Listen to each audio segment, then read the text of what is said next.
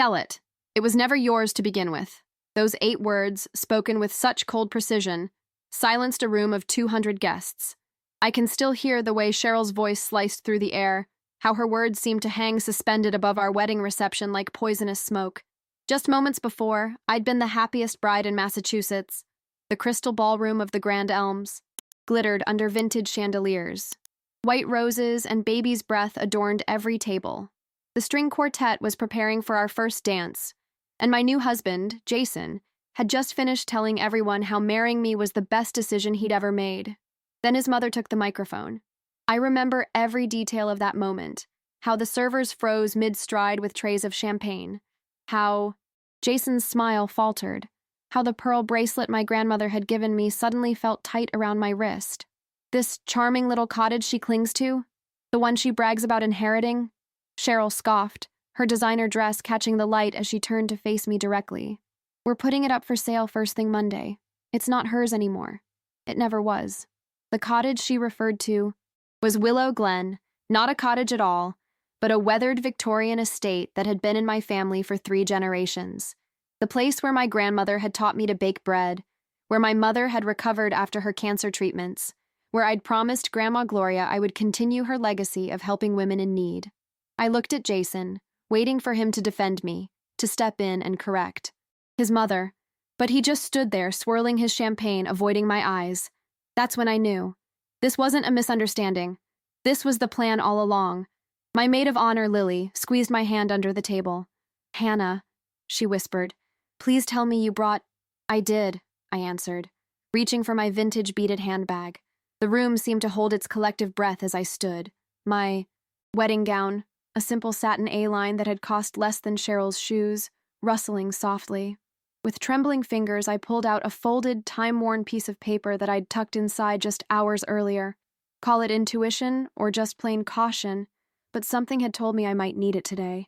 "Actually, Cheryl," I said, my voice stronger than I felt, "I think there's been a misunderstanding about Willow Glen." I unfolded the document and held it high enough for everyone to see the official county seal. "This is the deed to Willow Glen, transferred to me by my grandmother Gloria Parker 5 years ago, notarized and filed with the county recorder's office." I paused, making sure to meet Cheryl's eyes. "It states clearly that I am the sole and legal owner of the property and all its contents." Gasps rippled through the crowd. Jason's face drained of color. His father, Richard, stood up abruptly, whispered something in his wife's ear. "That's impossible," Cheryl sputtered. "Jason said—" "Jason lied," I said simply. The words hung in the air, honest and devastating. That's when I noticed the real estate agent, the one Cheryl had introduced as her cousin from Boston, slipping out the side door. The DJ awkwardly lowered the volume on the music that had been playing softly in the background.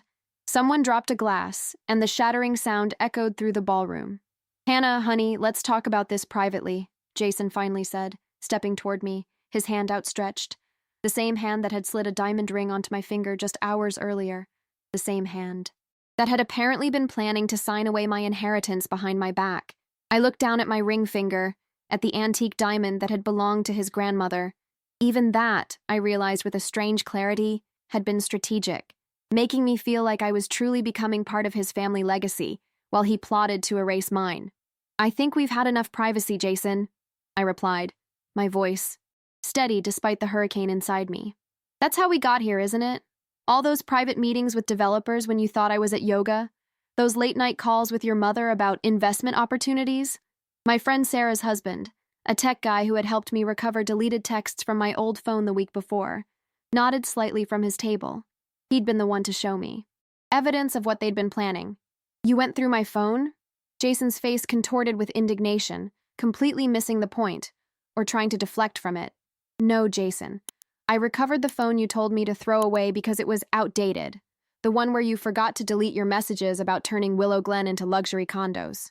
The murmurs in the room grew louder. I saw Jason's business partner sink lower in his chair. Even Cheryl seemed to recognize that the tide of public opinion had turned sharply against them. "Ladies and gentlemen," I said, addressing our guests directly, "I am so sorry that you've had to witness this. When I sent those invitations, I truly believed I was marrying a man who loved me for who I am, not for what I owned." My voice broke. "Just a little," and I felt my mother move to stand beside me, her arm around my waist. "The reception is over," she announced with quiet dignity. "Thank you all for coming, but I'm taking my daughter home now."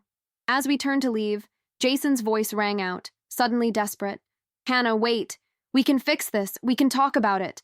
I paused at the grand double doors of the ballroom, looked back at the man I'd just married, still so handsome in his tailored tuxedo, surrounded by elaborate flower arrangements we'd chosen together. "There's nothing to fix, Jason. You can keep the ring, the gifts, even the dress. But Willow Glen stays with me. It always will." And with those words, I walked out of my own wedding reception, leaving behind the life I thought I was starting and walking straight into one I never expected. One where I would have to rebuild everything I thought I knew about love, trust, and myself. That was the day my real life began. I spent my wedding night in my childhood bedroom at Willow Glen, still wearing my wedding dress, staring at the ceiling. My mother brought me chamomile tea and sat on the edge of the bed, just like she had when I was little and afraid of thunderstorms. "I should have listened to you," I whispered, my voice hoarse from crying. Mom smoothed my hair away from my face. "You loved him, Hannah. Love makes us blind sometimes." "Not blind. Stupid." I sat up, finally slipping off the gold band that had been on my finger for less than 12 hours. How did I not see this coming? All those hints about making better use of the property. All those times he brought up how much developers would pay for land this close to Clearbrook. "Because he was careful," Mom replied. "People like Jason and Cheryl always are. They take their time. They make you doubt yourself." I thought back to the early days with Jason, how we'd met at a community fundraiser for the local library. He'd seemed so genuinely interested in my work as an art therapist, in my dreams, of turning part of Willow Glen into a proper women's shelter. He'd seemed so different from the finance bros I dated in college. Thoughtful, grounded, ready to build something real. "I really thought he loved me," I said softly. "Maybe he did, in his way," Mom replied. "But some people can love you and still want what you have more than they want you." The next morning, I woke to the sound of car, tires on gravel. Peering through the lace curtains that had hung in this room since my grandmother's childhood, I saw Jason's black Audi pulling up the long driveway. He stepped out, holding a bouquet of roses, my least favorite flower, though I'd told him that countless times. Even in his apology, he couldn't get it right. I watched him knock on the front door, where my mother met him with folded arms. "She doesn't want to see you," I heard her say. "Mrs. Parker, please. There's been a huge misunderstanding. If Hannah would just let me explain." "A misunderstanding?" Mom's voice carried clearly through the morning air. "You and your mother announced plans to sell my daughter's home during your wedding reception. What exactly did we misunderstand?" I couldn't hear his response, but I saw him try to step past her into the house. That's when our neighbor, Mr. Collins, a retired judge who had known my grandmother for decades, appeared on the porch. "I think you should leave, son," he said firmly, "before this becomes a legal matter." Jason's shoulders slumped. He looked up at my window, and for a moment, our eyes met. I didn't move, didn't wave, didn't give him any sign that I was softening. Finally, he turned and walked back to his car, tossing the roses into our garden bed on his way. Later that day, the texts started coming in, from friends, relatives, even a few of Jason's colleagues, all expressing shock and support. "Had no idea what Jay was planning," wrote his cousin Mark. "That was messed up. You okay? Just saw Jay and his mom at Starbucks having intense convo," texted my friend Elena. She looked pissed, sending love your way. And then the one that made me catch my breath, from Sarah. "Found something you need to see. Email records between Jay and some developer named Westbrook from 6 months ago. Plans for Willow Glen luxury estates. Coming over now. 6 months ago. We'd only been engaged for 8. When Sarah arrived, she handed me her tablet with the emails already open. The exchange was businesslike, discussing acquisition strategy and post-nuptial timing. There was mention of managing the current owner's expectations and transition plans for the existing structures. "They were going to tear it down," I whispered, looking around at the worn but beautiful Victorian woodwork, the stained glass window on the landing that cast rainbow patterns across the floor every afternoon. "All of it. There's more," Sarah said grimly, scrolling down. "They had plans for you, too." I read the line she pointed to. "Current owner has art therapy credentials that could be useful for community relations." suggesting role as wellness director for the new development with modest salary to ease transition. They hadn't just planned to take my home, they'd planned my entire future, parceling out just enough to keep me compliant. A modest salary for giving up everything that mattered to me. That night I called a lawyer, not just any lawyer, but Amara Okafor, who had been one of the women my grandmother had helped years ago. Now she was a partner at one of Boston's most prestigious firms.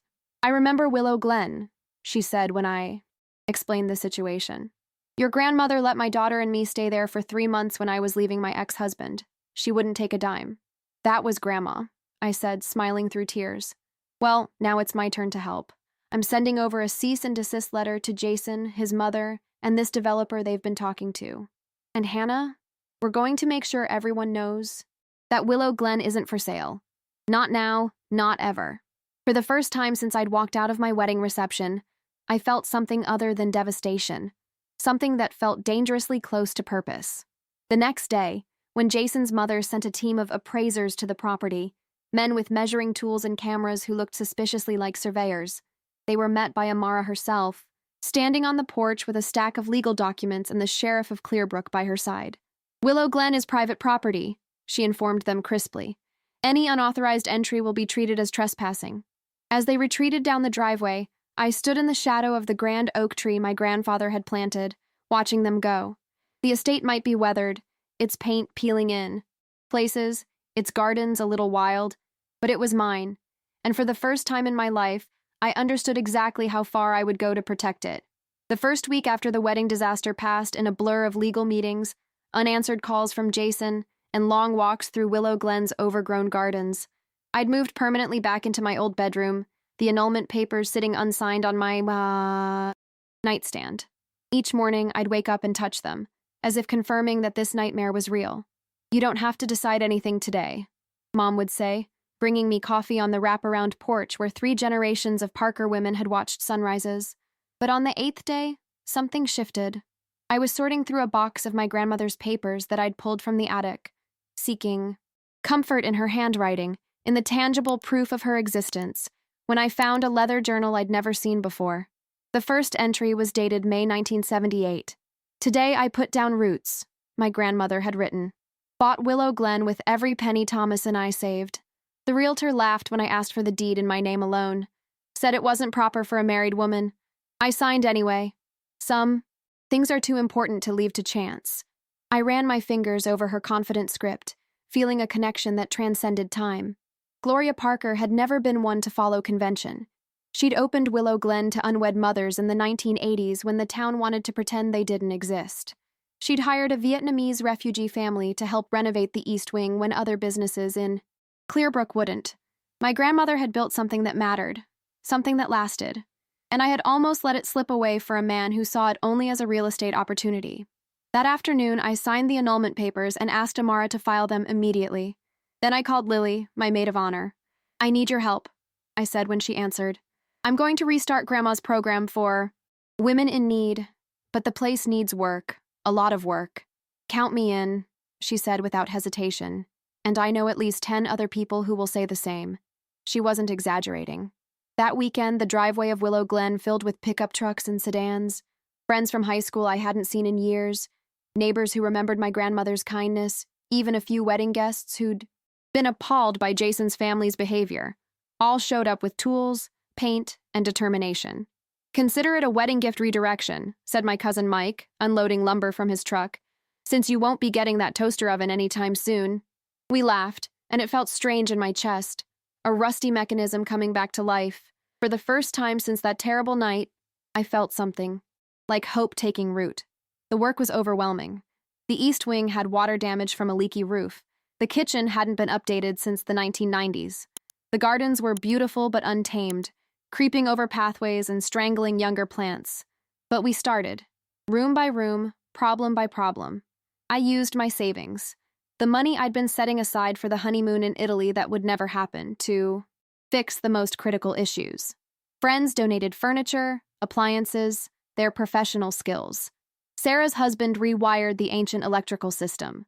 Elena, now a nurse practitioner, helped me design a small medical check-in room. And while we worked, I began to uncover more of Willow Glen's secrets and my grandmother's vision. In her journal, I found detailed plans for what she had called the Willow Glen Women's Sanctuary. Not just emergency housing, but a true transitional program. Job training, childcare, legal support. She'd implemented parts of it over the years, helping dozens of women, but her full vision had never been realized. Why didn't she tell me about this? I asked Mom one evening as we sorted through more of Grandma's papers. She wanted to, Mom replied, passing me a faded blueprint. But then she got sick and everything happened so fast. I think she hoped you'd find your own way to it. I studied the blueprint, a complete renovation plan for the carriage house as a children's learning center. It was dated just 3 months before her death. She never stopped planning for the future, I whispered. Neither did you, Mom said, touching my cheek, even when it felt like everything was falling apart. As July turned to August, Willow Glen began to transform. The fresh paint brightened its weathered facade. New windows replaced the drafty old ones. The gardens, while still wild in places, now had clear pathways and seating areas where once there had been only tangled undergrowth. But it wasn't just the property that was changing. I was too. I stopped, flinching when my phone rang. I stopped checking Jason's social media accounts. I started making decisions without second-guessing myself, without wondering what anyone else would think. When a contractor quoted me an absurd price for plumbing work, I negotiated firmly until he matched what I knew was fair. When the Historical Society tried to block some of our renovations, I presented our case to the town council with a confidence I hadn't known I possessed. "You remind me of Gloria," Mr. Collins told me after one particularly heated council meeting. She never raised her voice, but everyone always heard her. The comparison brought tears to my eyes. I'd spent so long trying to soften my edges, to be the kind of woman Jason and his family would approve of. Now I was reclaiming the parts of myself I'd trimmed away, and discovering new strength I hadn't known was there. Then, on a sweltering day in late August, a silver Mercedes pulled into our driveway. I was on a ladder, painting the porch ceiling the same haint blue my grandmother had always insisted on. "Keeps away both spirits and mosquitoes," she'd claimed, when I heard the crunch of tires on gravel. Cheryl Blackwood stepped out, immaculate in white linen despite the heat, oversized sunglasses hiding her eyes.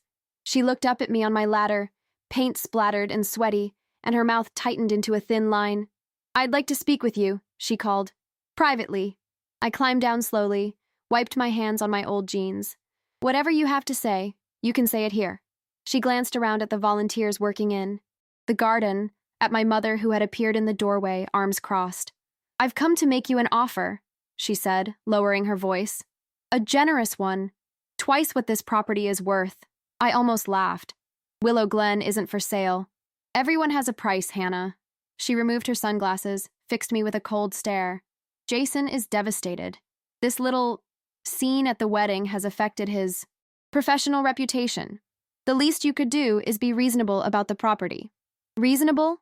I repeated, feeling heat rise in my cheeks that had nothing to do with the summer sun. Was it reasonable to announce plans to sell my home during our wedding reception? Was it reasonable to lie to me for our entire relationship? She waved a manicured hand dismissively. "Business is business. Feelings get hurt. But in the end, this place is just a house. An old, inefficient house that's costing you a fortune to maintain." "You're wrong," I said quietly. "It's not just a house. It's a legacy. It's purpose. It's history and future wrapped together. And it's not for sale, not to you, not to anyone." Cheryl's facade cracked just slightly, revealing the anger beneath. "This isn't over. That property is worth millions to the right developer. You're being foolish." "No," I replied, feeling strangely calm. "For the first time in a long time, I'm being exactly who I'm supposed to be." As she turned to leave, I called after her. "Oh, and Cheryl? Jason can stop sending his lawyer. I've signed the annulment papers. Tell him he's free to marry someone with more profitable real estate." I watched her drive away, her tires spitting gravel. Then I climbed back up my ladder and continued painting the ceiling blue to keep away the spirits, the mosquitoes, and, I decided with a small smile, the Blackwoods. September arrived with cooler temperatures and a flurry of legal paperwork. Jason had finally signed the annulment papers, but not without a last attempt at reconciliation, a 3-page letter detailing how we could move past this misunderstanding and build a future together that honors both our needs. I read it once, then used it to start a fire in the newly restored library fireplace. "That's my girl," Mom said, watching the pages curl and blacken.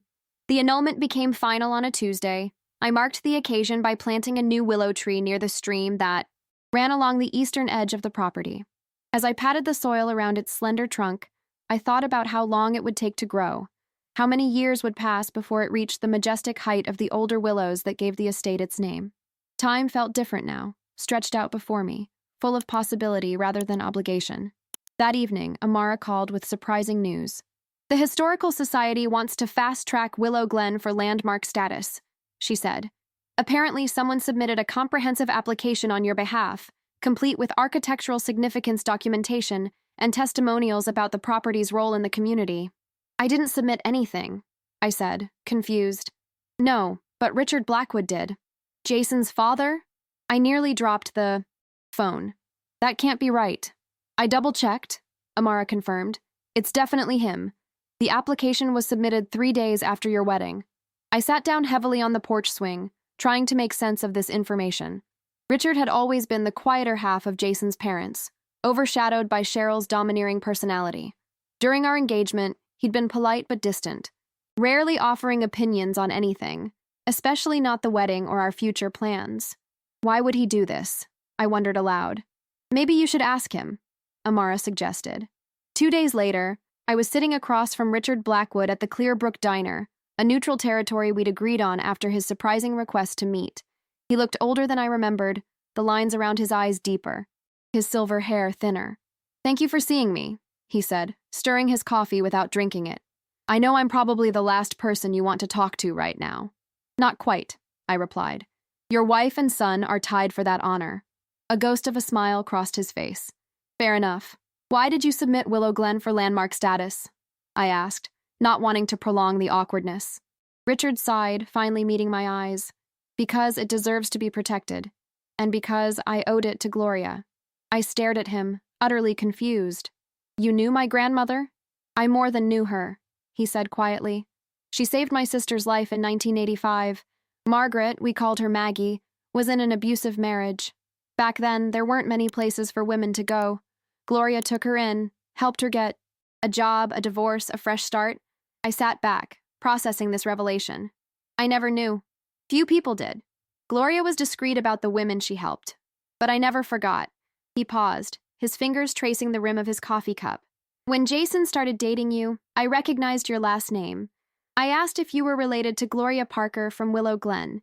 When he said yes, I was pleased. I thought it was a good sign. But then Cheryl and Jason decided Willow Glen would make better condos," I said, unable to keep the bitterness from my voice. Richard's face clouded. "I didn't know about their plans until the day before the wedding. Cheryl mentioned something about finally doing something useful with that old house once you were married. I confronted Jason that night, but he insisted it was what you wanted too, that you'd agreed to sell." "I never agreed to anything like that," I said firmly. "I know that now." He looked down at his hands. "I should have said something at the reception. When Cheryl took the microphone, I should have stopped her. But 40 years of marriage teaches you which battles you can win, and I knew that wasn't one of them." I studied his face, looking for deception, but found only regret. "So you submitted the landmark application instead?" It was the one thing I could do to protect Gloria's legacy, even if it meant going against my own family. He reached into his jacket and pulled out a manila envelope. "There's something else you should know." Inside was a deed, not to Willow Glen, but to a small property on the outskirts of Clearbrook, 10 acres of undeveloped land bordering a nature preserve. "This was supposed to be your wedding gift," Richard explained. "Land adjacent to Willow Glen that would allow you to expand the estate if you ever wanted to. I purchased it last year when Jason first mentioned proposing. It's still in my name, but I'd like to transfer it to you." I pushed the envelope back across the table. "I can't accept this." "Please," he said, his voice cracking slightly. "Let me do this one thing right. For Maggie. For Gloria. For the person I should have been at that reception." We sat in silence, the diner's sounds washing over us, clinking silverware, murmured conversations, the hiss of the espresso machine. "Transfer it to the Willow Glen Foundation," I finally said. "Not to me personally. That way it's protected, no matter what." Relief washed over his face. "Thank you." As we parted outside the diner, he hesitated, then said, "Cheryl and Jason don't know I'm here. They wouldn't understand." "No," I agreed. "They wouldn't. They'll keep trying, to get Willow Glen. Cheryl especially. She doesn't like to lose." I thought about the progress we'd made on the renovations, about the landmark application, about the growing community support. "Neither do I," said simply. Driving home, I felt strangely unburdened. The anger I'd been carrying toward Jason's entire family had shifted, making room for a more nuanced understanding. People were complex, capable of both terrible selfishness and unexpected grace. Richard's gesture wouldn't erase the pain his son had caused, but it reminded me that villains rarely see themselves as such, and that allies can emerge from unlikely places. That night, I dreamed of my grandmother sitting on the porch swing, her silver hair gleaming in the moonlight. "Everyone has ghosts they carry," she told me in the dream. "The trick is knowing which ones to set free." I woke with tears on my cheeks but a lightness in my heart. Outside my window, the first hints of autumn were touching the trees, turning green to gold, signaling change once again. October painted Willow Glen in a palette of amber and crimson. The property's ancient maples created a canopy of fire above the winding driveway, while fallen leaves crunched underfoot as volunteers continued their work on the main house and outbuildings. The transformation was becoming more visible each day, not just in the fresh paint and repaired structures, but in the renewed sense of purpose that seemed to infuse the very air. I was in the middle of a phone call with a potential donor when Lily burst into the makeshift office we'd set up in what used to be my grandmother's sewing room. "You need to see this," she whispered urgently, gesturing for me to follow her. I quickly wrapped up the call and followed Lily down the creaking hallway to the front of the house. Through the beveled glass of the front door, I could see a gathering on our lawn. At least 30 women, some with children, standing in a loose semicircle. "What's happening?" I asked, confused. "Just go outside," Lily urged, a mysterious smile playing on her lips. I stepped onto the porch and the crowd, turned toward me. Many faces were unfamiliar, but some I recognized from town. There was Mrs. Chen from the bakery, Reverend Abernathy's wife, the librarian whose name I could never remember, but whose kind smile had welcomed me since childhood. A tall black woman in her 60s stepped forward. She wore a tailored burgundy coat, her silver hair styled in elegant twists. "You don't know me," she said, her voice rich and melodious. "My name is Margaret Dawson. 40 years ago, I arrived at this house with nothing but my 5-year-old daughter and a suitcase. Your grandmother took us in when no one else would." My breath caught. "You're Maggie, Richard's sister." She nodded, surprise flickering across her features. "Yes, though I haven't been called Maggie in a very long time." "Richard told me about you," I explained, "about how my grandmother helped you." "She did more than help," Margaret said firmly. "She saved us, and I'm not the only one." She gestured to the women behind her. "We all have our stories. Some stayed here for days, others for months. Some came because of violence, others because of poverty or illness, but all of us found refuge at Willow Glen." A younger woman stepped forward next, maybe in her 30s, with a teenage girl beside her. "I'm Carmen Vasquez. I stayed here with my mother in 1998 when we first came to this country. I was 12. She squeezed her daughter's hand. "I named my daughter Gloria." One by one, they introduced themselves. Survivors of domestic violence, single mothers who'd had nowhere else to go, women who'd lost everything too, addiction or mental illness, and found their way back through the sanctuary my grandmother had created. "We heard about what happened at your wedding," Margaret continued, "and about what you're trying to do here now. We wanted you to know that you're not alone in this fight." Carmen stepped forward again, holding out a leather-bound book. "We've been collecting these stories for years. Women who passed through Willow Glen, lives that were changed. We'd like you to have it." I took the book with trembling hands, opened it to find page after page of handwritten testimonials, photographs, even drawings by children who had once played in these gardens while their mothers healed inside these walls. "There's more," Margaret said, a hint of mischief in her voice. "We've also started a fundraising campaign. Many of us have gone on to build successful lives, as doctors, teachers, business owners. We want to give back." She handed me an envelope. Inside was a check for $75,000, made out to the Willow Glen Women's Sanctuary. "This is just the beginning," she promised. "There's more coming." I looked out at the women gathered before me, strangers united by a shared history with this place, with my grandmother. For so long, I'd felt the weight of Willow Glen's legacy on my shoulders alone. Now I realized I was part of something much larger than myself, a continuum of care and courage that stretched backward and forward through time. I don't know what to say, I managed, my voice thick with emotion. You don't need to say anything, Margaret replied gently. Just keep doing what you're doing. Honor the past by building the future. After they left, I sat on the porch steps for a long time, leafing through the book of stories. So many lives touched by my grandmother's vision. So many women who had found their strength within these walls. Among the stories was one written by Margaret herself, detailing her journey from an abused wife to a celebrated civil rights attorney. Gloria Parker taught me that safety wasn't just about locks on doors, she'd written. It was about building a foundation for a new life, brick by brick, day by day. That night, I called Amara with a new determination in my voice. I want to create a proper foundation, I told her. A legal entity to protect Willow Glen and its mission forever. Something that can outlive me. Just like it outlived my grandmother. I've been waiting for this call, Amara replied. I could hear the smile in her voice. I already have the paperwork drafted. 2 weeks later, under a brilliant blue October sky, we held a small ceremony on the front lawn of Willow Glen. The mayor of Clearbrook was there, along with representatives from the Historical Society, social services, and several local businesses.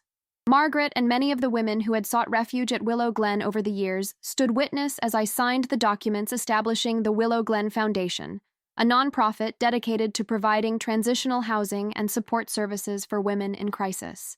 As part of the ceremony, we unveiled a simple bronze plaque beside the front door. Willow Glen Women's Sanctuary, founded by Gloria Parker. May all who enter here find strength in safety and purpose in peace. Your grandmother would be proud, Mom whispered, squeezing my hand as we watched the mayor cut a symbolic ribbon across the newly restored front steps.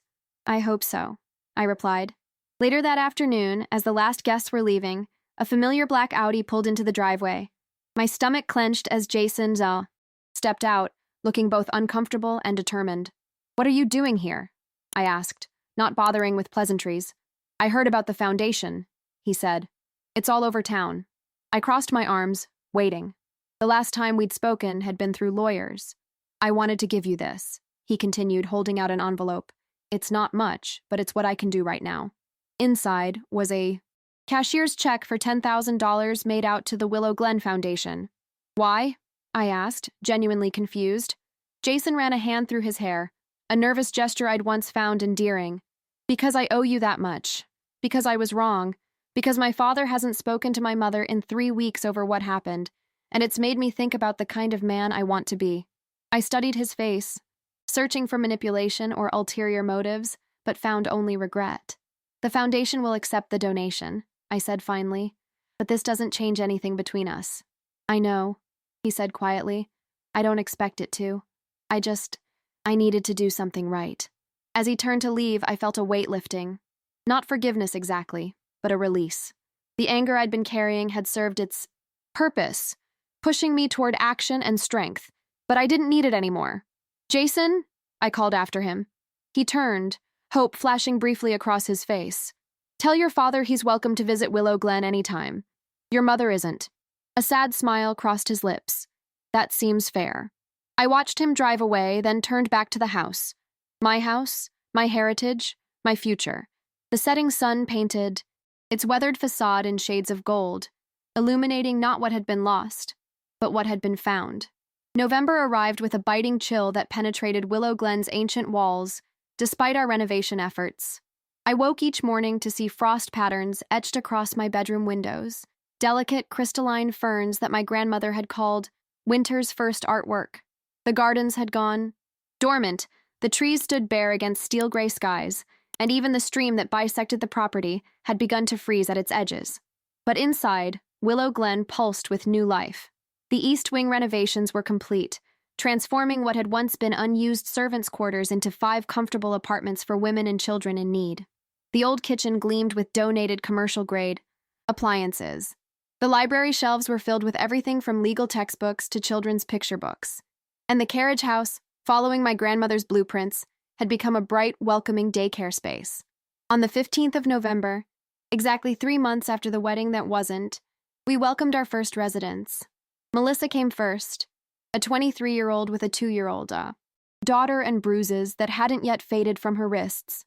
Then Louisa, 58, displaced from her apartment of 30 years when the building was sold to developers.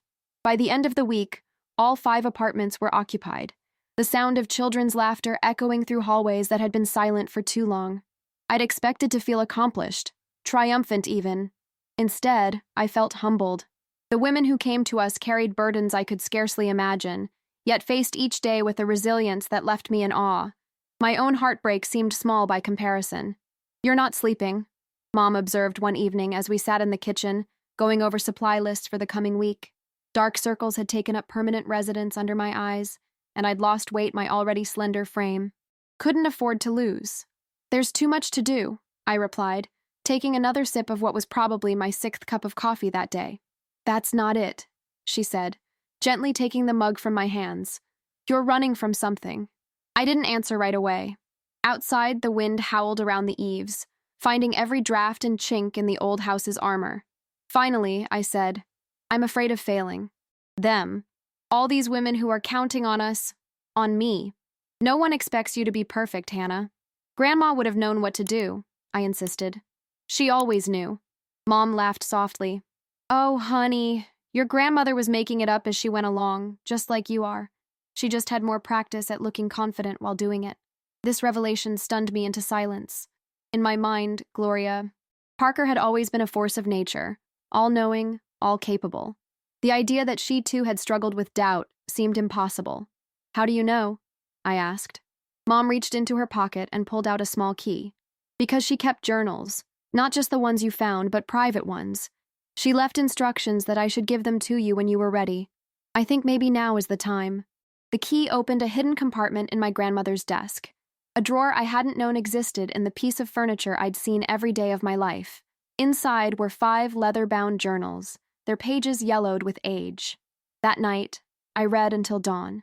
My grandmother's elegant handwriting filled page after page with doubts, fears, moments of desperation, and ultimately, triumph. She wrote about nights spent awake worrying about mortgage payments, about the town council meeting where she'd been called a bleeding heart bringing undesirables into our community, about the day her first resident found a job and an apartment, and how she'd cried with both joy and loss.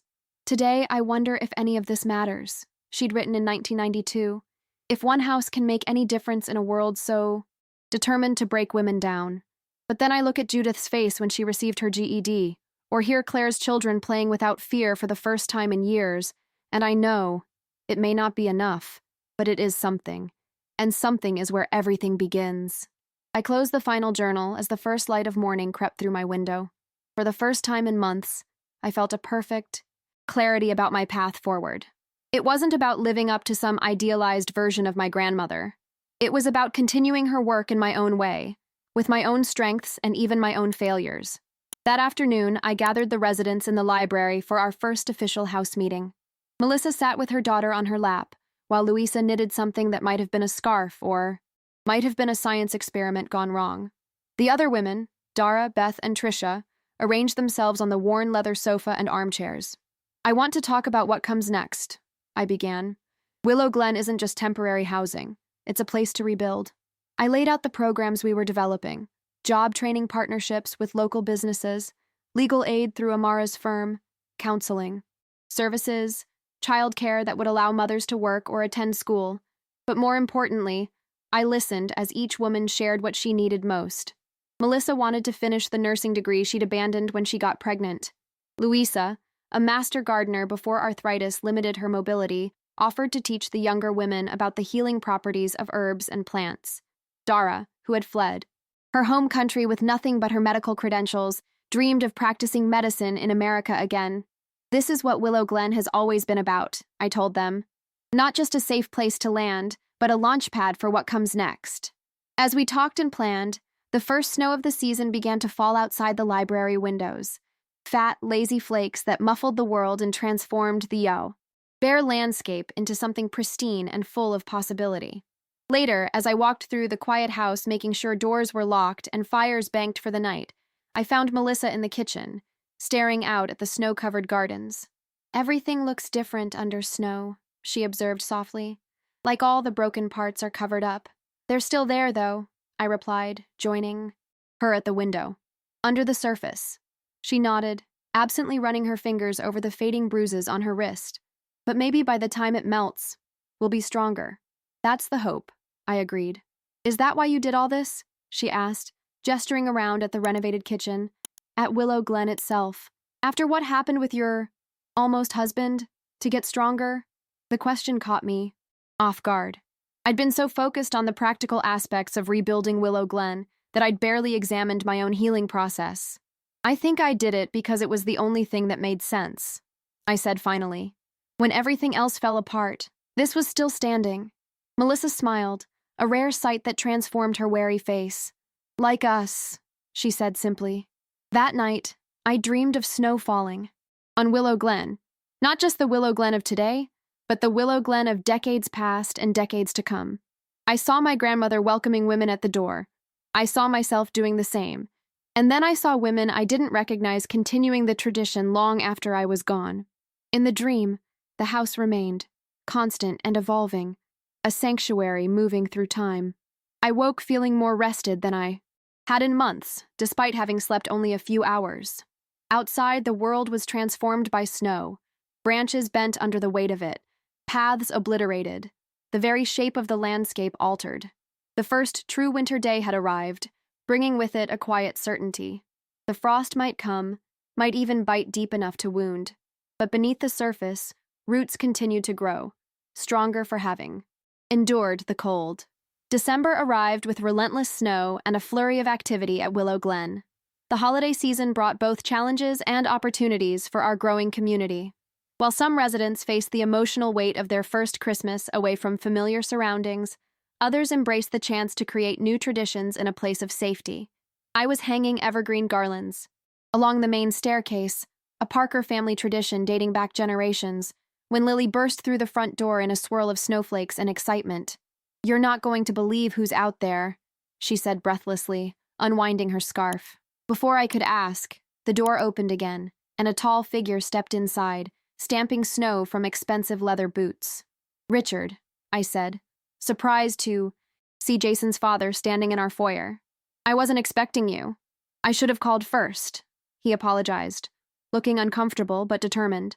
"But I wanted to drop these off personally." He gestured toward the porch, where I could see several men unloading boxes from a pickup truck. "What is all this?" I asked, following him outside. "Christmas," he said simply. "Decorations, gifts for the children, some practical items the foundation might need. I hope that's all right." I studied his face, searching for ulterior motives but finding only sincerity. Since our meeting at the diner, Richard had kept his distance, respecting my boundaries while quietly supporting the foundation through anonymous donations. This direct approach was new. "Of course it's all right," I finally said. "But why now? Why personally?" Richard sighed, his breath visible in the cold air. "Because I'm leaving Cheryl. After 38 years of marriage, I've finally found the courage to walk away." The news stunned me. Though I'd known their relationship was strained after the wedding fiasco, I hadn't imagined Richard would actually leave. "I'm sorry," I said automatically, though I wasn't sure if I meant it. He smiled sadly. "Don't be. It's been a long time coming. The wedding was just the final straw, seeing so clearly what I'd allowed myself to become by staying silent all those years." We stood in awkward silence as the men continued unloading boxes, twinkling lights, ornaments, wrapped packages labeled with ages rather than names. "What will you do now?" I asked. "I've taken an apartment in Boston. I'm retiring from the firm at the end of the month. Beyond that," he shrugged. "I'm 72 years old, Hannah. It's late to be starting over, but better late than never, I suppose." Something in his expression, a mixture of fear and resolve, reminded me of the women who arrived at Willow Glen, stepping into an uncertain future with nothing but hope and determination. "Would you like to stay for dinner?" I heard myself asking. "We're having a community meal tonight. Nothing fancy, just people sharing food and conversation." Surprise flickered across his face, quickly replaced by cautious gratitude. "I'd like that very much." That evening, our dining room table, expanded with every leaf and auxiliary table we could find, accommodated 20 people. Residents and volunteers, my mother and several neighbors, even Mr. Collins and his wife had joined us. Richard sat between Louisa and Melissa's daughter, who had taken an immediate liking to the snowman, a reference to his white hair rather than his temperament. As we passed dishes and shared stories, I watched Richard gradually relax, his formal reserve melting as he engaged with people so different from his usual social circle. When Louisa teased him about his awkward attempt to serve himself from the casserole dish, he laughed, a genuine, unguarded sound I'd never heard from him before. Later, as people dispersed for evening activities, Richard lingered, helping to clear dishes despite my protests. "Thank you for including me," he said quietly as we worked side by side at the sink. "It's been a long time since I've experienced a meal like that, where people actually talk to each other. That's what Willow Glen is about," I replied. "Not just shelter, but connection." He nodded thoughtfully, then asked, "Have you heard from Jason?" The question caught me off guard. "Not since he delivered that donation in October." "Why?" "He's struggling," Richard said carefully. "The deal with Westbrook Development fell apart after the wedding. Cheryl blames him. The firm is questioning his judgment." I felt a complicated mixture of emotions, a twinge of satisfaction that Jason was facing consequences, but also an unexpected pang of sympathy. "That's not my concern anymore," I said, more sharply than I'd intended. "Of course not," Richard agreed quickly. I shouldn't have brought it up. But as he prepared to leave, bundling up against the intensifying snowstorm, he paused. He wasn't always like this, you know. Calculating, manipulative. When he was young, he was so different. Sensitive, idealistic even. Somewhere along the way, trying to please his mother and live up to the family name, he lost himself. I thought of my own journey over the past months, how easily I might have lost myself trying to fit into the Blackwood family mold. "People can change," I said, not sure if I was trying to convince Richard or myself, if they want to badly enough. After Richard left, I found myself drawn to the window, watching snowflakes swirl in the glow of our newly installed security lights. The transformation of Willow Glen was nearly complete. We'd reinforced its foundations, updated its systems, and filled it once again with purpose. But perhaps the most profound transformation had been within me. I no longer jumped when the phone rang, no longer scanned every email with dread, anticipating some new attack from Cheryl or her lawyers. I'd stopped defining myself in relation to what had happened at the wedding, and started defining myself by what I was building in its aftermath. The next morning brought another unexpected visitor.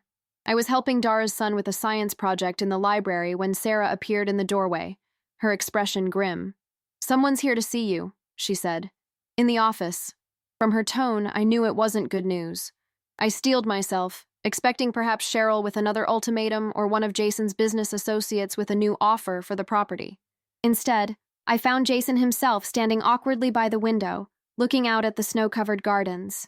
He turned when I entered, and I was struck by how different he appeared. Thinner, with dark circles under his eyes and a tension in his shoulders that hadn't been there before. "Hannah," he said, his voice catching slightly. "Thank you for seeing me." "What do you want, Jason?" I asked, remaining near the door, maintaining my distance. I wanted to apologize, properly this time. He took a deep breath. "What I did, what we planned to do, was unforgivable. I convinced myself it was for your own good, that you'd thank me later when you had financial security instead of this endless project." He gestured toward the window, toward Willow Glen. "I was wrong. So wrong." "Yes, you were," I agreed, unmoved by his apparent contrition. "Is that all?" He flinched at my coldness but pressed on. "I also wanted you to know that I've left the firm. I'm moving to Chicago next month. A fresh start, away from my mother's influence, away from memories." This surprised me. Jason had been groomed since childhood to take over his father's position at the prestigious law firm. It had been the center of his identity, the source of the status he valued so highly. "What will you do?" I asked, curiosity momentarily overcoming my resentment. "Legal aid work," he said, a hint of his old confidence returning. "Housing rights, tenant advocacy, using my degree for something that actually matters." I studied him, searching for signs of the manipulation I'd become so familiar with, but found only earnest determination. Why are you telling me this? Because you were right, he said simply. That day in October, when I brought the donation, you said this doesn't change anything between us, and it doesn't. I don't expect forgiveness or reconciliation, but you showed me what courage looks like, standing up for what matters, even when it costs you something. I'm trying to learn from that. We stood in silence, the weight of our shared history and divergent futures hanging between us. Outside, snow continued to fall, erasing footprints, covering the landscape in clean possibility. I wish you luck, Jason, I finally said, surprising myself with my sincerity. I hope you find what you're looking for. After he left, I remained in the office, processing the encounter. There was a time when seeing Jason would have sent me into an emotional tailspin, anger and hurt, battling with the lingering echoes of love. Now I felt only a calm acceptance. Our paths had crossed, entwined briefly, then separated for good reason. Whatever he did with his life now had no bearing on mine. That evening, I found Melissa and her daughter building a snowman in the front yard, their laughter carrying through the crisp air. I joined them, helping to position the coal eyes and carrot nose just right.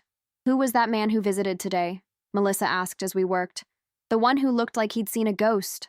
I smiled at her perceptiveness. Someone from my past, I said simply. Someone who finally understood that some things aren't for sale. Christmas at Willow Glen arrived with unexpected magic. The old house seemed to embrace the season, its wooden beams and wide fireplaces providing the perfect backdrop for holiday traditions, both old and new. Evergreen garlands draped the banisters, handmade ornaments from residents and their children adorned a massive pine tree in the entry hall, and the scent of baking cookies perpetually wafted from the kitchen. On Christmas Eve, we gathered in the library for what my grandmother had always called the telling of lights, a tradition where everyone shared a moment from the past year when they had found light in darkness. The custom had begun during the Great Depression, when Gloria's mother had invited neighbors to share what little they had and find hope in community. I watched as our residents, initially hesitant, gradually warmed to the ritual. Louisa spoke of finding friendship with the teenage volunteers who helped her tend the indoor herb garden we'd set up in the conservatory. Beth described the moment she'd received her first paycheck from the part-time job at the local bookstore. Small but earned through her own efforts. Dara shared how her son had finally stopped having nightmares, how he'd begun to believe they were truly safe. When my turn came, I found myself unexpectedly emotional. My light came on a day that should have been my darkest, I said, looking around at the faces illuminated by firelight and candles. The day I walked out of my wedding reception, I thought I was leaving everything behind. My future, my plans, my sense of who I was supposed to be. Instead, I was walking toward all of you, toward who I was always meant to become. My mother squeezed my hand, tears shining in her eyes. Later that night, after everyone had gone to bed and the house had settled into peaceful silence, I sat alone on the window seat in the library, watching snow gently falling outside. The grandfather clock in the hallway, another family heirloom, chimed midnight, marking the official arrival of Christmas Day. "Merry Christmas, Grandma," I whispered to the empty room, feeling her presence more strongly than I had in months. As if in response, the fire in the grate popped and flared, sending shadows dancing across the walls. I smiled, thinking of how Gloria had always claimed Willow Glen was as alive as any of us, just moves a bit slower is all. I must have dozed off there, wrapped in an old quilt, because the next thing I knew, dawn was breaking, and small excited footsteps were pattering down the hallway. The children were awake, eager to discover what Christmas morning would bring. The day unfolded in a blur of torn wrapping paper, shared meals, and spontaneous caroling. By evening, even the most reserved residents were relaxed and smiling, temporarily unburdened by the circumstances that had brought them to our door. As we sat around the dining table finishing the last of the pie, Trisha, our newest resident, who had arrived just a week before Christmas with little more than the clothes on her back, raised her glass of sparkling cider. "I want to thank all of you," she said, her voice soft but steady. "3 weeks ago, I was sleeping in my car, too ashamed to tell anyone how bad. Things had gotten. I thought this would be the worst Christmas of my life." She looked around the table, her eyes bright with unshed tears. "Instead, it's been one of the best." "To Willow Glen," someone called out, raising their glass. "To Hannah," added Louisa, beaming at me from across the table.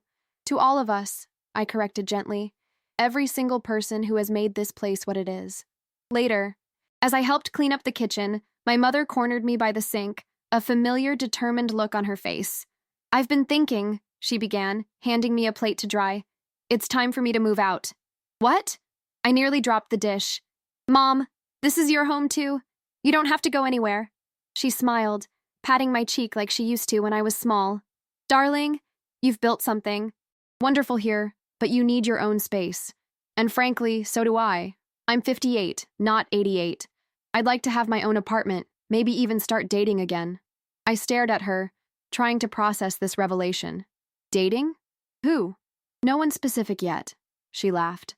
"But I've been volunteering at that literacy program in town, and there's a rather handsome retired professor who keeps asking me to coffee." "And you didn't tell me?" I marveled at how focused I'd been on rebuilding Willow Glen, on healing from my own heartbreak, that I'd missed the signs of my mother's reawakening interest in life beyond caretaking. "You've had enough on your plate," she said simply. "But I've found a lovely little apartment downtown above the flower shop, close enough to visit whenever I want, far. Enough to give us both some independence." I pulled her into a tight hug, suddenly aware that this too was part of healing, allowing space for new beginnings, not just for myself, but for everyone I loved. "When will you go?" I asked, already mentally converting her current room into additional space for the foundation. "After New Year's," she replied. New year, new chapter. The week between. Christmas and New Year's passed in a pleasant haze of lazy mornings and impromptu sledding expeditions. The residents seemed to settle more deeply into Willow Glen with each passing day, adding their own touches to their apartments, forming friendships, beginning to imagine futures beyond crisis and survival. On New Year's Eve, we hosted an open house for the community. Volunteers, donors, neighbors, and friends. The weather cooperated, providing a brief respite from the winter storms, allowing people to come and go despite the snow-covered roads. As midnight approached, I found myself on the back porch, seeking a moment of quiet amid the celebration. The night was clear and cold, stars sharp as diamonds against the black velvet sky. From this vantage point, I could see Willow Glen, in its entirety, the main house with its gabled roof and chimneys puffing smoke, the carriage house where children's artwork now decorated the windows, the old caretaker's cottage that we were converting into a wellness center. Quite a view. I turned to find Margaret, Richard's sister, Maggie from long ago, standing beside me, wrapped in an elegant cashmere coat. "I didn't realize you were still here," I said, surprised. She had come for the open house but had been quiet throughout the evening, observing more than participating. "I wanted to see it all," she explained. "How it's changed, how it's stayed the same." She gestured toward the property. "Gloria would be proud, you know. Not just of what you've built, but of who you've become while building it."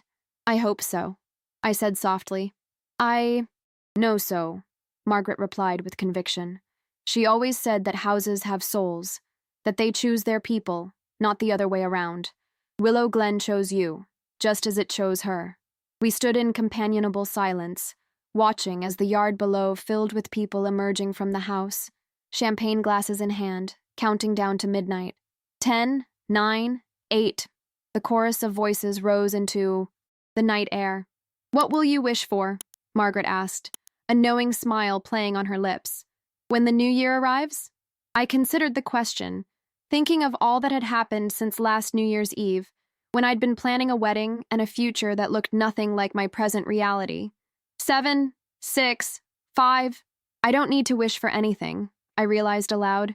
For the first time in my life, I'm exactly where I'm supposed to be. 4, 3, 2, 1. Happy New Year!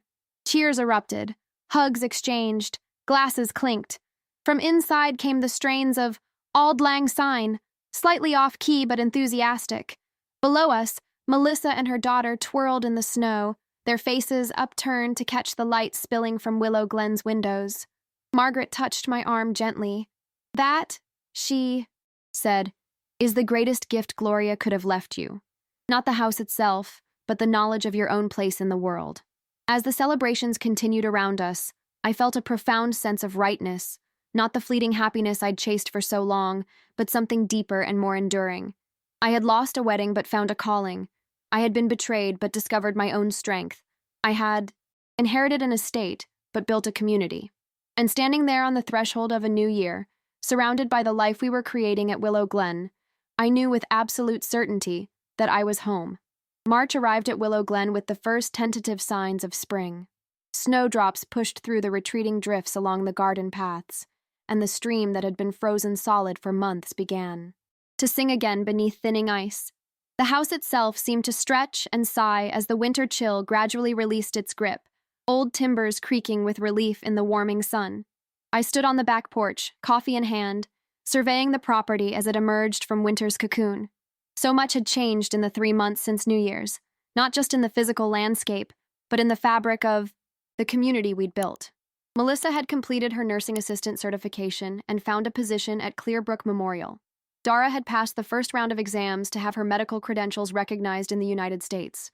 Beth had moved into her own apartment in town, but still came by every Sunday for our community dinners. "Plotting your spring offensive?" Lily asked, joining me on the porch with her own steaming mug. I smiled at her choice of words. "More like taking inventory. The snowmelt is going to reveal all the work we've been too cold to tackle." "Speaking of which," Lily said, pulling a tablet from her bag, "the Historical Society sent over their final report. Willow Glen is officially on the National Register. The landmark status should be confirmed by May." "That's wonderful news," I said, feeling a weight lift that I hadn't realized I was still carrying. Once the designation was official, the property would be protected from development regardless of who owned it, though I had no plans to relinquish control anytime soon. "There's more," Lily continued, scrolling through her emails. "The state grant came through for the counseling program, and Margaret's foundation wants to fund an entire wing dedicated to legal advocacy for women in transition." I shook my head in amazement. 6 months ago, I'd been struggling to find contractors willing to repair a leaky roof. Now we had partnerships with social service agencies, healthcare providers, and educational institutions across the county. The Willow Glen Women's Sanctuary was becoming exactly what my grandmother had envisioned: a comprehensive support system, not just a temporary shelter. "We need to celebrate," I decided. "Something to mark the end of winter and all this progress. Maybe an early spring festival? We could open the gardens to the community, have music, food trucks." "I love it," Lily agreed enthusiastically. "We could showcase the residents' work too. Louisa's, herbal products, Trisha's jewelry. Make it a fundraiser and awareness event, all in one." We spent the morning planning, our excitement growing with each idea. By lunchtime, we had a date, the first weekend in April, and a growing list of local businesses willing to participate. That afternoon, as I was on the phone with a local nursery about donating flowers for the event, my mother appeared in the doorway of my office, waving to get my attention. She was practically bouncing with excitement, a newspaper clutched in her hand. "You need to see this," she said as soon as I ended the call. She spread the Clearbrook Chronicle on my desk, pointing to a headline on the local business page: "Blackwood Development Firm Dissolves Amid Financial Scandal." The article detailed how Cheryl Blackwood, following her divorce from Richard, had engaged in a series of questionable financial maneuvers, including misrepresenting assets to investors and attempting to secure loans with properties the firm didn't actually own. Among the properties listed was Willow Glen, which she had apparently continued to claim would soon be acquired for development, even after our very public fallout. "Can you believe it?" Mom asked, her expression a mixture of shock and vindication. "She actually forged documents claiming partial ownership through Jason's marriage to you." I read through the article twice, trying to process this information. According to the reporter, the scandal had been exposed when one of the firm's junior partners discovered discrepancies and reported them to the State Bar Association. Cheryl was now facing potential disbarment and criminal charges. "I don't know what to feel," I admitted. "Part of me wants to celebrate that she's finally facing consequences, but another part just feels sad. What a waste of a life, building everything on lies." Mom squeezed my shoulder. "That's because you're not like her, honey. You never were." Later that week, as preparations for the Spring Festival kicked into high gear, I received an unexpected email from Jason. We hadn't communicated since his Christmas visit, and I hesitated before opening it, unsure what new complication might be waiting. The message was brief and surprisingly humble. "Hannah, you've probably seen the news about my mother's firm. I wanted you to know that I had no involvement in her continued attempts to claim Willow Glen. I only learned about it when the investigation began. I'm still in Chicago, working with a tenants' rights organization. The work is challenging but meaningful in ways I never experienced at the firm. I think about our conversations at Willow Glen often, how you talked about your grandmother's legacy, about purpose beyond profit. Those ideas have taken root in me, slowly.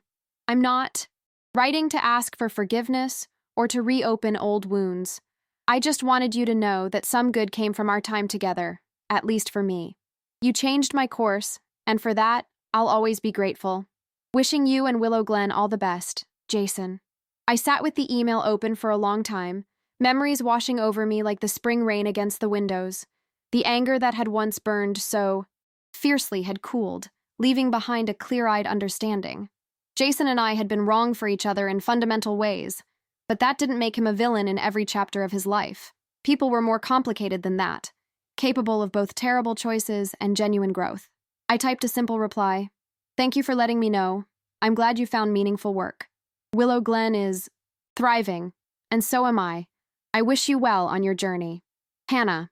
As March melted into April, the preparations for the spring festival consumed every spare moment.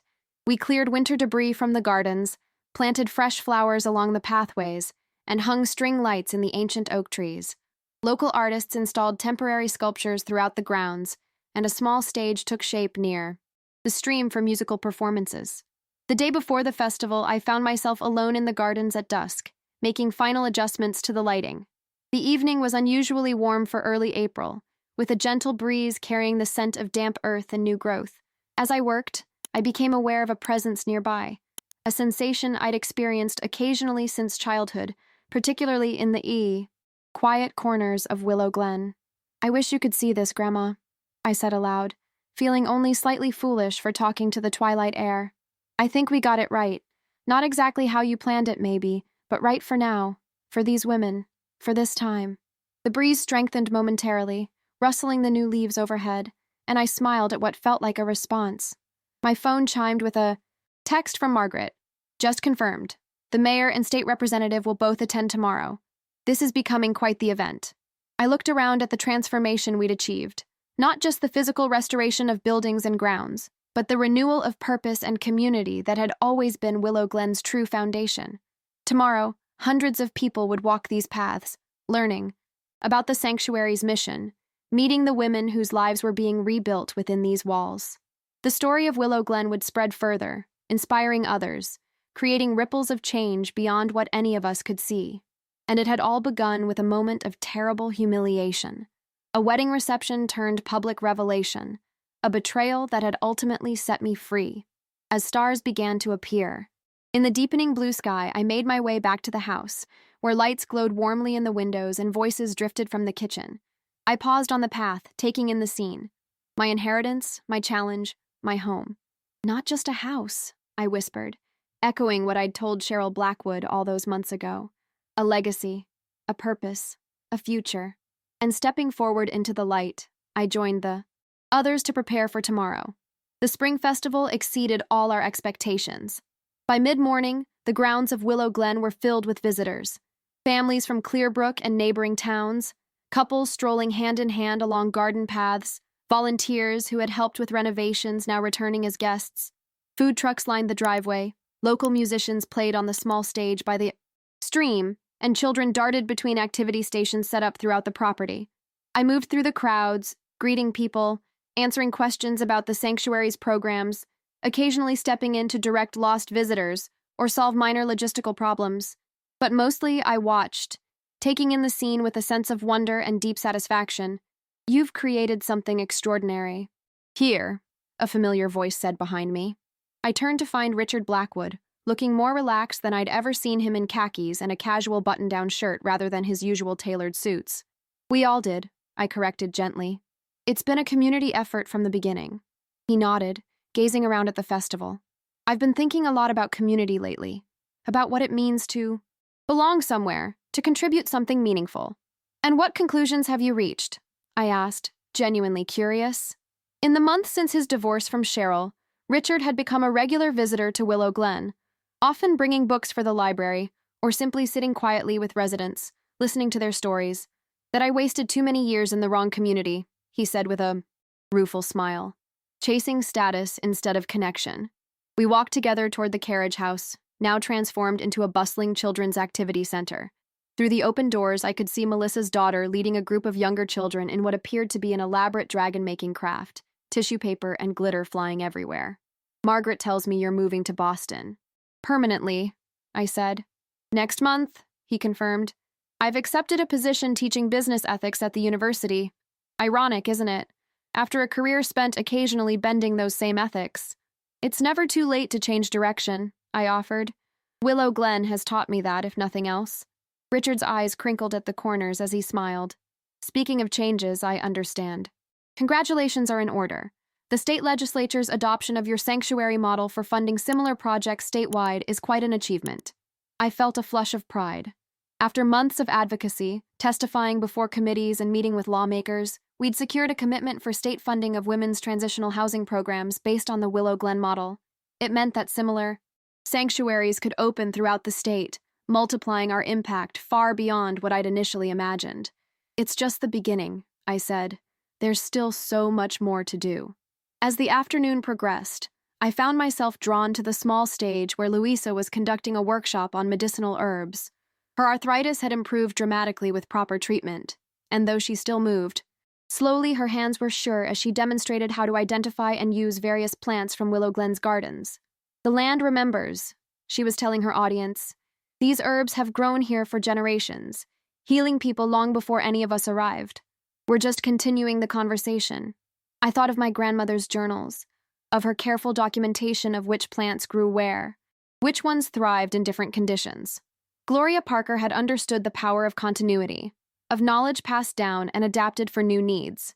She had planted seeds, both literal and figurative, knowing she might not live to see them fully bloom. The mayor's speech at 4 o'clock drew everyone to the main lawn. He spoke eloquently about Willow Glen's history and its renewed purpose, about the importance of community support for vulnerable populations. When he invited me to the microphone, I felt a momentary panic. Public speaking had never been my strength. But then I spotted my mother in the crowd, giving me an encouraging nod. Willow Glen has always been more than a place, I began, my voice steadier than I expected. It's been a promise that safety and dignity are not our luxuries but basic rights. My grandmother understood that. She created this sanctuary not because it was easy or profitable, but because it was necessary. I looked out at the faces before me, residents past and present, volunteers, donors, neighbors, even a few former skeptics who had initially opposed our expansion. The past year has taught me that the strongest foundations are built not from concrete or steel, but from community and purpose. When my own foundation was shaken, it was Willow Glen that steadied me. Not just the physical place, but the ideal it represents. The belief that we are all responsible for each other, that no one should face crisis alone. As I continued, I caught sight of a familiar figure at the back of the crowd. Jason stood quietly under an oak tree, making no attempt to approach or draw attention to himself. Our eyes met briefly, and he gave a small, respectful nod before returning his attention to my speech. I felt no distress at his presence, only a calm acknowledgement that some circles were closing, some wounds healing cleanly. Today, as we celebrate spring and new beginnings, I invite all of you to consider your own role in creating sanctuaries, whether in your homes, your workplaces, or your communities, because ultimately, that's what Willow Glen teaches us, that safe havens don't just happen. They're built, maintained, and defended by people who understand their value. The applause that followed was warm and genuine. As I stepped away from the microphone, Margaret approached, enfolding me in a brief, fierce hug. Gloria is doing handstands in heaven right now, she whispered in my ear. The festival continued into evening, lanterns illuminating the paths as the sun set behind the hills. Musicians played softer melodies now, and conversations grew more intimate around fire pits scattered throughout the gardens. I found myself drawn to the willow tree I'd planted the previous fall, still small but already showing signs of the graceful giant it would become. Quite a day, my mother said, joining me there. She looked younger somehow, her eyes bright with contentment. The move to her own apartment had been good for her, allowing her to rediscover parts of herself that had been subsumed in caregiving. The handsome professor was now a regular presence in her life, and I'd grown to appreciate his gentle humor and genuine interest in her happiness. I keep thinking about last year, I admitted, standing in that ballroom at the Grand Elms, feeling like my world was ending. Mom slipped her arm through mine. And now? I looked around at what we'd built, the restored buildings glowing with warmth and purpose, the gardens beginning to thrive again, the people gathered in community on land that had welcomed the wounded for generations. Now I know it was just beginning, I said softly. Later that night, after the last guests had departed and the residents had returned to their apartments, I walked the grounds alone, checking that fire pits were extinguished and nothing valuable had been left outside. The air was cool but not cold, carrying the promise of genuine spring just around the corner. As I approached the main house, its windows still illuminated against the night, I paused to take in the scene.